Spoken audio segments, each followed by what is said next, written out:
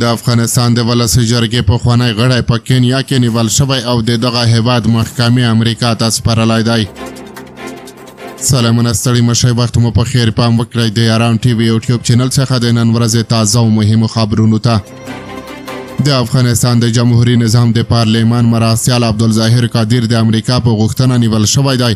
ظاهر قادر 13 اونۍ د کینیا د پلازمینې په نایروبي کې په یو هوټل کې نیول شوی و. د نایروبي محکمې د جمعې په ورځ امریکا ته د هغه له سپارلو سره موافقه کړې وه. د نایروبي ټایمز د راپور په اساس د امریکا یوې محکمې د نایروبي له چارواکو غوښتي و چې دغه افغان تابع امریکا ته وسپاري، ځکه په هغه باندې د مخدره موادو د قاچاق او د وسلو د لرلو تورونه لګېدلي دي. کینیایي څارنوالانو ویلي دي چې ظاهر قادر غوښتل امریکا ته د سپارل کېدو له مسئلې ځان بچ کړي او له کینیا نه افغانستان یا بل داسې هېواد ته لاړ شي چې له امریکا سره د تورنو کسانو د تبادلې تعامل نه لري. د نایروبي د محکمې په حکم کې راغلی چې د قاضي جدیت ته په کاتو او له دې چې د دغه تورن نور ملګري آزاد ګرځي، محکمې دا غوره وګڼله چې د امریکا په غوښتنه د هغه د استرداد او تسلیمۍ له قضیې سره موافقه وکړي. سمه ده چې ظاهر قادر به امریکا کې محکمې ته وړاندې شي څو په هغه د لګېدلو تورونو څېړنه وشي. امریکایي چارواکو لا د ظاهر قادر د نیولو په اړه رسماً څه نه دي ویلي.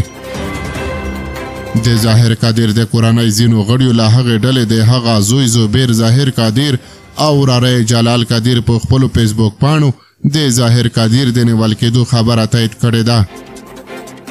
د ظاهر قادر کورنۍ د امریکا استخباراتو تورن کړي چې غواړي هغه ته دسیسه جوړه کړي او په اړه یې منفي تبلیغات وکړي.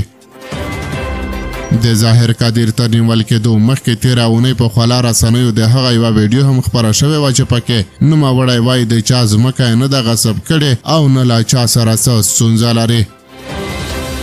ظاهر قادر له 2010 کال څخه تر 2021 کال پورې د پارلمان غړی و. هغه یوه دوره د پارلمان لومړی مرستیال هم پاتې شوی و.